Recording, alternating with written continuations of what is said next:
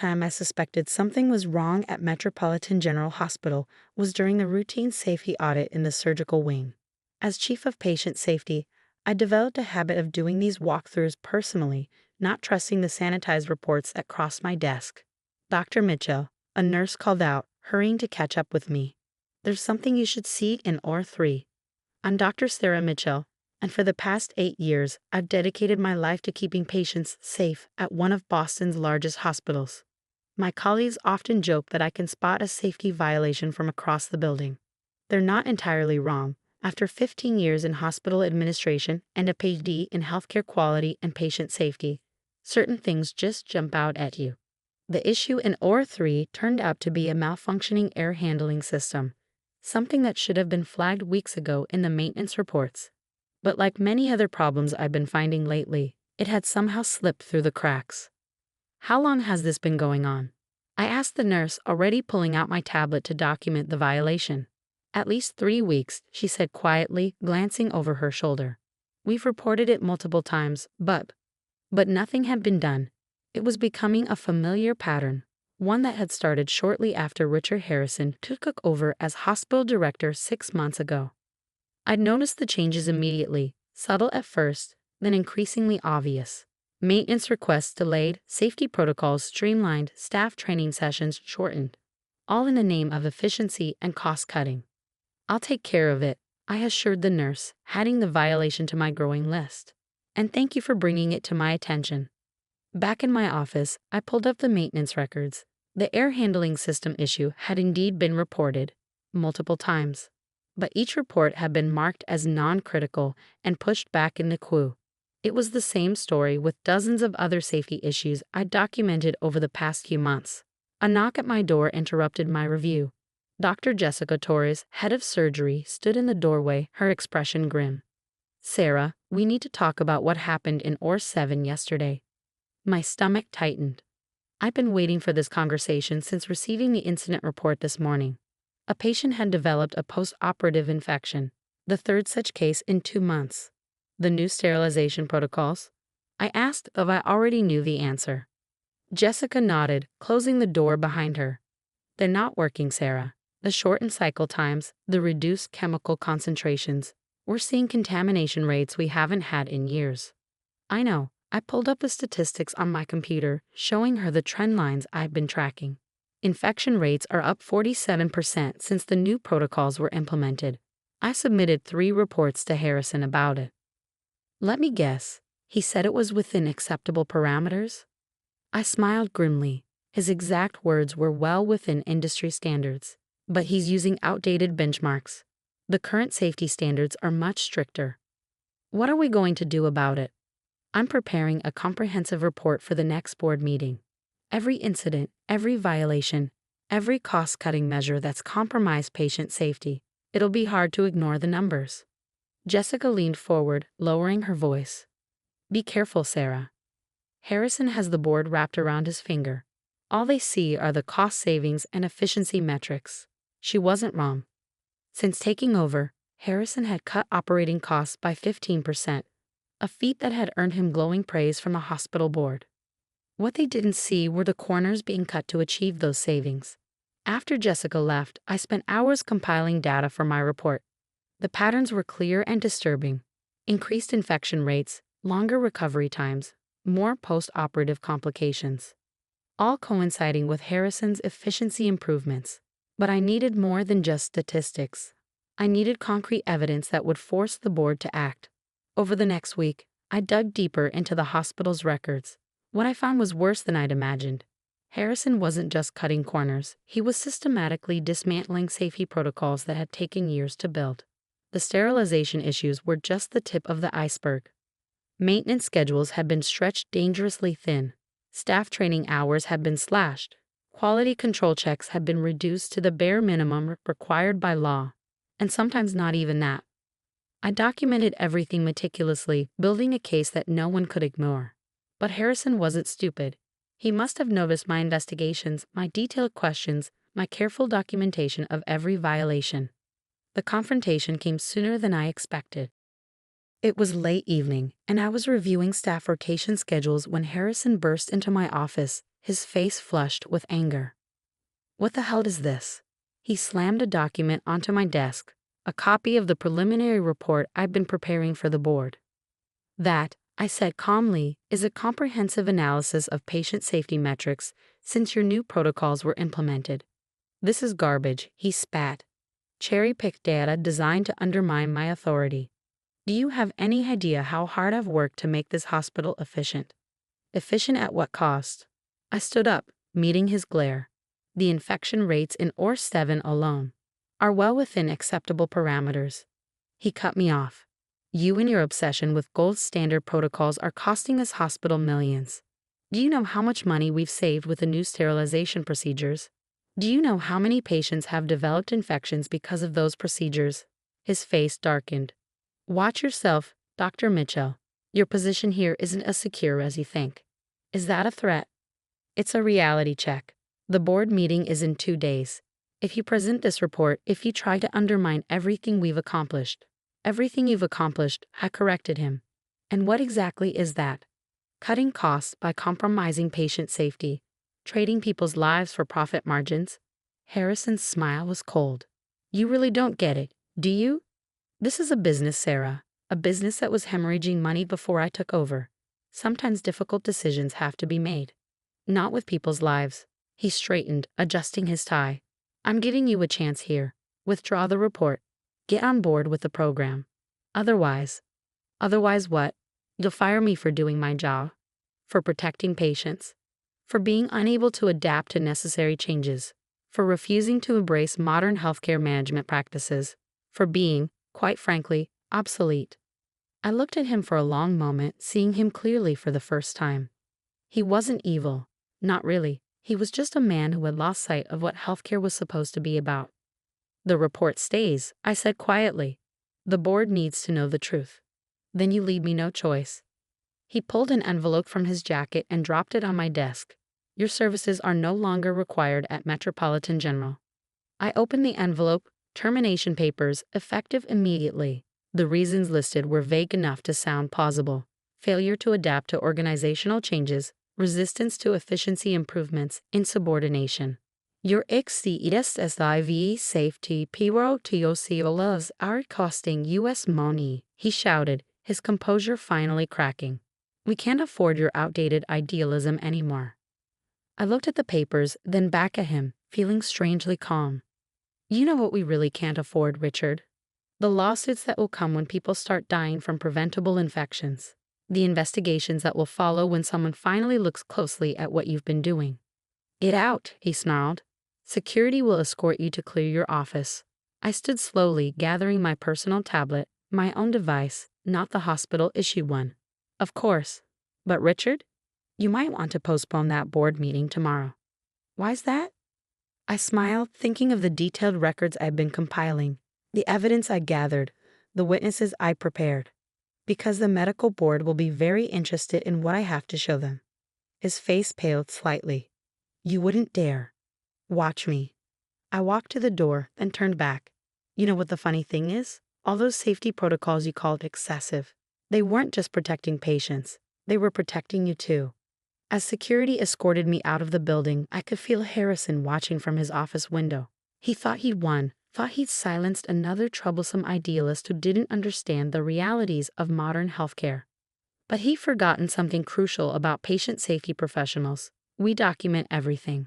And tomorrow, those documents would tell a story that not even the hospital board could ignore.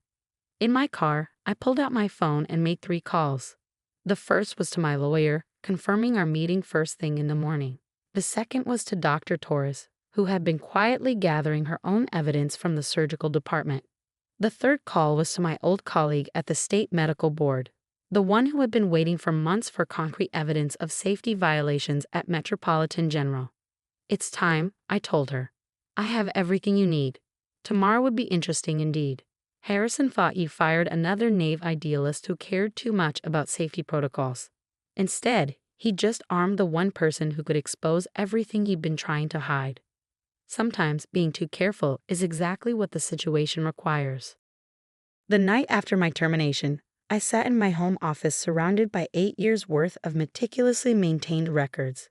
My laptop displayed a secure cloud drive containing thousands of documents, incident reports, safety violations, maintenance logs, and staff complaints. Harrison had no idea that I'd been building this archive since the day he started changing protocols. My phone buzzed. A message from Dr. Torres. 3 more post-op infections reported today. Harrison's trying to classify them as unrelated incidents.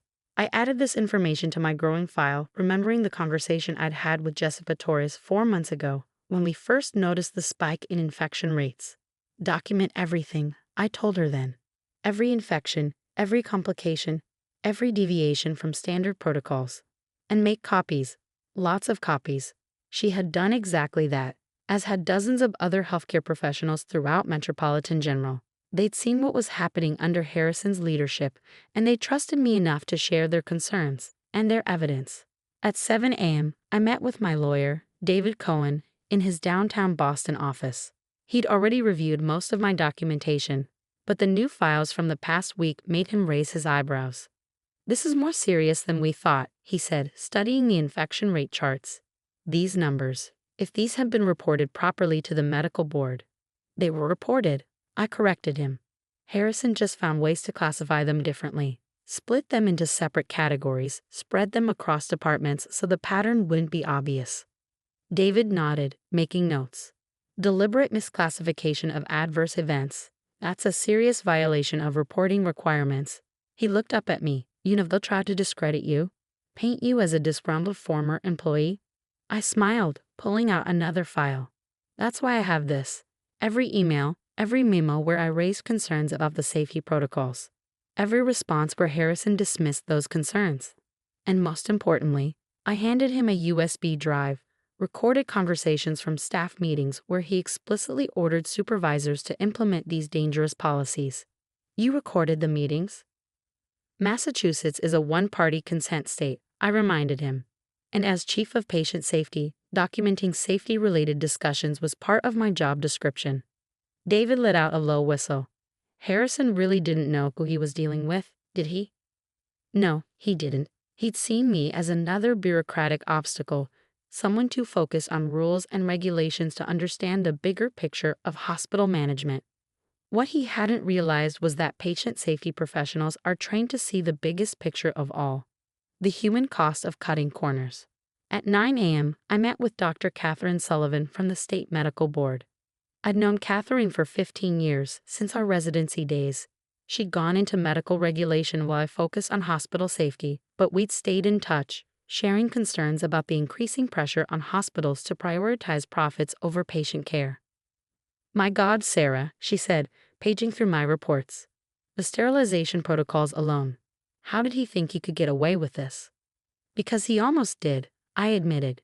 "He was smart about it, never making changes that would obviously violate regulations, just small adjustments, each one seemingly insignificant on its own.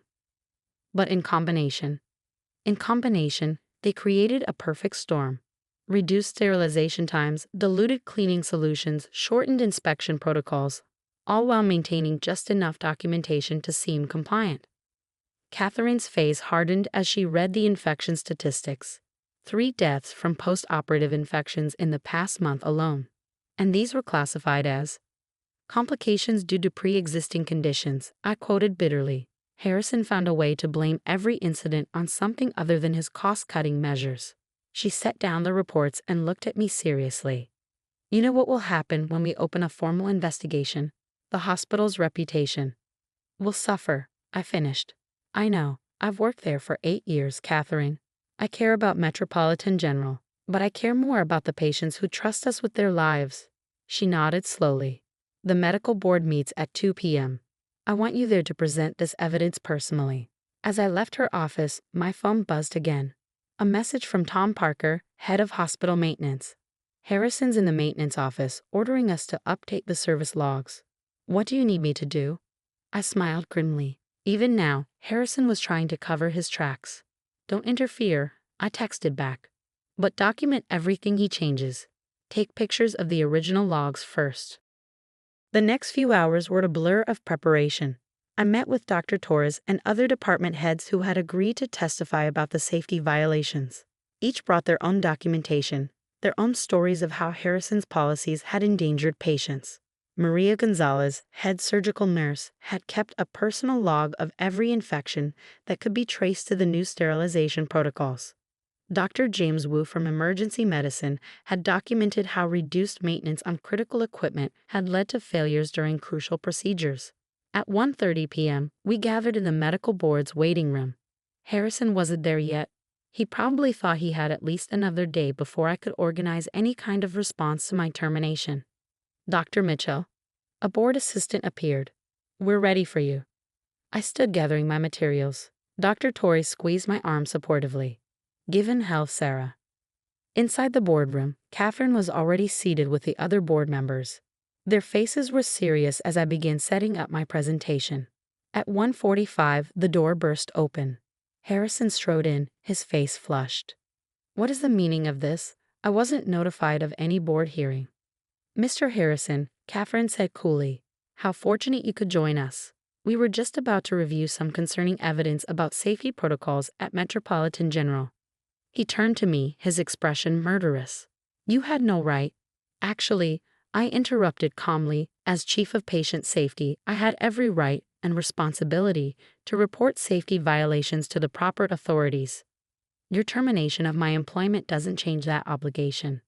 These are internal hospital matters. 3 deaths from preventable infections in the past month alone." I cut in. "Are those internal matters too?" The board chairman leaned forward. "Mr. Harrison, please take a seat. Dr. Mitchell has brought some very serious allegations to our attention." Harrison sat, his face tight with controlled rage. I could almost see him calculating, planning how to discredit me, how to explain away the evidence. But as my presentation began, as I methodically laid out the documentation of every violation, every covered-up incident, every dangerous policy change, I watched his confidence begin to crumble. The infection rate charts were damning enough. But when I played the recorded meetings where he explicitly ordered staff to implement dangerous protocols, when I showed the maintenance logs documenting systematic neglect of critical equipment, when I presented testimony from department heads about specific incidents that have been covered up. "This is a coordinated attack," Harrison tried to interrupt. "Disgruntled employees trying to." "These are sworn statements," Catherine cut him off, "from every department head at Metropolitan General." "Are you suggesting they're all lying?" I continued my presentation, showing how Harrison had manipulated reporting categories to hide adverse events, how he pressured staff to minimize safety concerns, how he created a culture of fear that discouraged incident reporting. The final blow came when I presented the financial data, proving that the cost savings Harrison had achieved came directly from compromising safety measures. The choice, I concluded, was between patient safety and profit margins. Mr. Harrison made his choice clear. Now you have to make yours. The room was silent as I finished. Harrison sat frozen, his career crumbling before his eyes. The board members exchanged glances, their expressions grave. Catherine spoke first. "Mr. Harrison, do you have any response to these allegations?" He straightened his tie, attempting to recover his composure. "These protocols were all within acceptable parameters." "According to whose standards?" I interrupted, pulling up another document. "Because according to current medical board regulations, which I've highlighted here, virtually every protocol change you implemented violated safety requirements." The hospital was losing money, and now it may lose its accreditation, the board chairman said quietly. "These violations, the scope of them." Harrison's face went pale. Loss of accreditation would be a death sentence for Metropolitan General. "Unless," I said carefully, "immediate corrective action is taken. I've prepared a comprehensive plan to restore proper safety protocols along with a monitoring system to ensure compliance." The board members looked at me with interest. Harrison looked like he'd swallowed something bitter. "You planned this," he said softly. "All of it." "No, Richard." I corrected him. "You planned this the moment you decided that profit margins were more important than patient lives. I just documented it." The next 2 hours were intense. The board reviewed every piece of evidence, questioned every witness, examined every document. Harrison's attempts to defend his actions grew increasingly desperate as the weight of evidence mounted. By 5 p.m., the board had reached its decision. Harrison was suspended pending a full investigation. Metropolitan General would be placed under direct board supervision until proper safety protocols were restored, and I was asked to oversee that restoration. As we left the boardroom, Harrison stopped me. "You've destroyed everything I built," he said, his voice shaking with rage. "No," I replied quietly. "I protected what generations of healthcare professionals built. A system where patient safety comes first. You tried to destroy that. I just wouldn't let you." Walking out of the building, I checked my phone. Messages were pouring in from hospital staff who had heard about the board's decision. Relief, gratitude, and hope filled their words. Tomorrow would bring new challenges: rebuilding trust, restoring protocols, repairing the damage Harrison had done. But for now, I felt a deep satisfaction. Sometimes being too careful means being exactly careful enough. The morning after the medical board hearing, I walked back into Metropolitan General not as a disgraced former employee, but as the board-appointed Safety Compliance Director. The irony wasn't lost on anyone, especially not on the hospital board members who had supported Harrison's efficiency measures. Dr. Mitchell, Board Chairman William Douglas greeted me stiffly in the main conference room. "We've reviewed the medical board's requirements for reinstatement of full accreditation. And I kept my voice neutral, though I could see from their faces that the reality of the situation had finally sunk in. "The costs of implementing these safety protocols," he began, "are significantly less than the cost of losing accreditation," I finished, "or the lawsuits that would follow if the public learned about the compromised safety standards."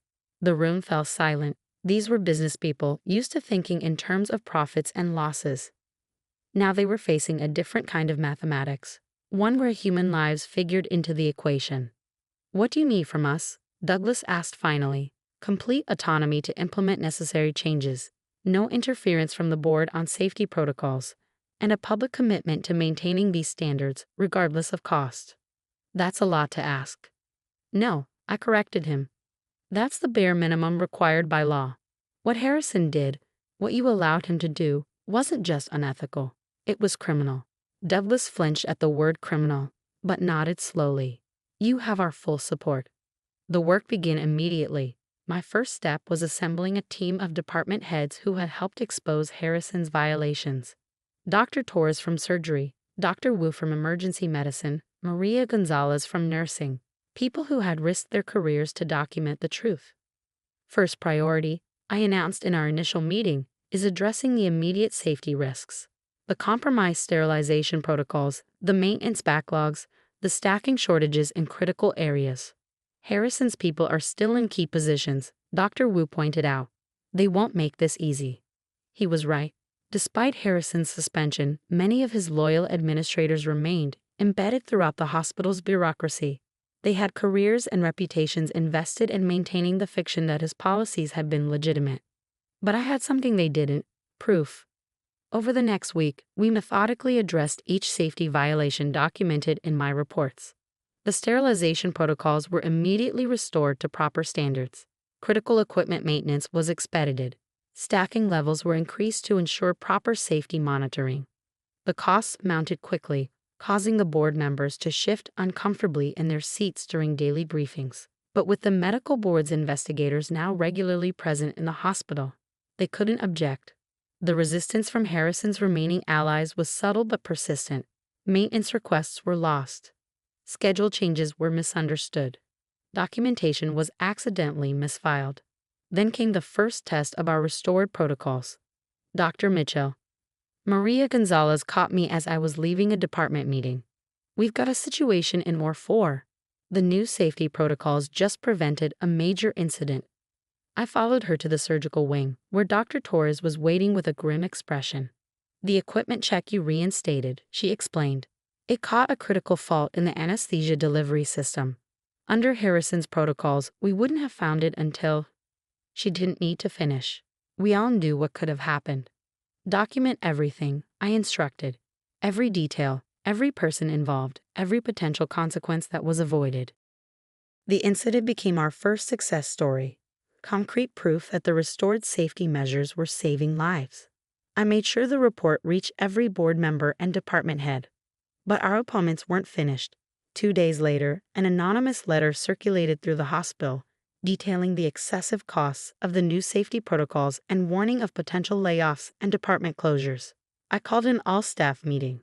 Let's talk about costs. I began projecting financial data onto the screen, specifically the cost of a single wrongful death lawsuit, the cost of lost accreditation, the cost of destroying public trust in our hospital. The room was silent as I displayed the numbers. But more importantly, I continued, let's talk about the costs we can't calculate. The cost of a preventable death. The cost to a family who loses a loved one because we decided saving money was more important than saving lives. The anonymous letters stopped after that. 3 weeks into our reform efforts, I received an unexpected visit from James Chen, a patient who had survived one of the post-operative infections during Harrison's tenure. I read about what happened in the papers, he said, sitting carefully in my office, about the compromised protocols, the covered-up incidents. Mr. Chen, I'm so sorry for. He held up a hand. I'm not here to complain. I'm here to help. I'm a lawyer specializing in healthcare compliance, and I think my experience as a patient here gives me a unique perspective. By the end of our meeting, we had outlined a patient advocacy program, a direct channel for patients to report safety concerns without fear of being ignored or dismissed. The changes weren't easy, and they weren't quick. Every day brought new challenges, new resistance, new attempts to compromise or circumvent the safety protocols. But we had something Harrison never understood: the support of the people who actually did the work. Nurses, doctors, technicians, maintenance staff. They had all seen the consequences of compromised safety standards. They became our eyes and ears, reporting violations, suggesting improvements, maintaining the standards we'd fought to restore. 6 months after the medical board hearing, we received the official report on our progress. The hospital had not only met all requirements for maintaining accreditation, but had exceeded them in several areas. Patient safety metrics are above national averages, Catherine told me during her final inspection. Infection rates are down 60%. Equipment failure incidents have been virtually eliminated. And the costs? I asked, thinking of the board's initial resistance. She smiled. Actually decreased in the long run. Turns out preventing complications is cheaper than dealing with their consequences. Harrison's criminal trial began that winter. The evidence we gathered led to multiple charges of criminal negligence and fraud. As I testified about the systematic dismantling of safety protocols, I couldn't help but think about how differently things might have turned out if he'd succeeded in silencing me. 1 year after my termination, I stood in the same surgical wing where I first discovered the problems with the air handling system. The maintenance logs show regular checks, proper documentation, immediate response to any issues. Dr. Torres joined me on my rounds, now serving as both Chief of Surgery and Deputy Safety Director. Remember what Harrison used to say, she asked. Safety protocols are just bureaucratic obstacles. I nodded, checking the latest sterilization records. Now we know they're the foundation everything else is built on. The hospital had changed profoundly. Safety wasn't just a department or a set of protocols anymore. It was part of the culture, integrated into every decision, every procedure, every aspect of patient care. Harrison's efficient policies had saved the hospital $15 million over 6 months. Our safety protocols had saved something more valuable: trust. Trust from patients, from staff, from the community. Last week, I received a letter from a patient's family. Their mother had undergone high-risk surgery at Metropolitan General. The procedure had gone perfectly, with every safety protocol followed exactly as designed. We chose your hospital, they wrote, because we heard about your commitment to patient safety. Thank you for showing us what that really means. I pinned the letter to my office wall, next to the termination notice Harrison had given me a year ago. Sometimes being too careful means being exactly what patients need. Metropolitan General became a model for other hospitals, proof that patient safety and financial stability aren't mutually exclusive. We developed training programs sharing our protocols and procedures with healthcare facilities across the country. The medical board used our case to strengthen safety regulations statewide, closing the loopholes Harrison had exploited. His trial led to new laws requiring greater transparency in hospital safety reporting. As for me, I still do my daily rounds, still check every protocol, still document everything. Some call it excessive caution. I call it doing my job. Because in healthcare, there's no such thing as being too careful when lives are at stake. Every safety check, every protocol, every documented incident is part of a system designed to protect the most vulnerable, patients who trust us with their lives. Harrison never understood that. He saw safety protocols as obstacles to efficiency, barriers to profit. What he didn't see was that they're actually the foundation of everything we do in healthcare. Without them, we're not just risking lawsuits or accreditation, we're risking the very thing we're sworn to protect: human life. Today, Metropolitan General stands as proof that doing the right thing isn't just morally correct, it's also good business. Our patient satisfaction scores are at record highs. Our complication rates are among the lowest in the state, and our costs, well, it turns out that preventing problems is a lot cheaper than dealing with their consequences. Sometimes I think about Harrison serving his sentence and probably still believing that I was just an obstacle to his vision of efficient healthcare. He never understood that true efficiency in healthcare isn't about cutting corners. It's about getting things right the first time, every time. Because in the end, the price of safety isn't measured in dollars and cents.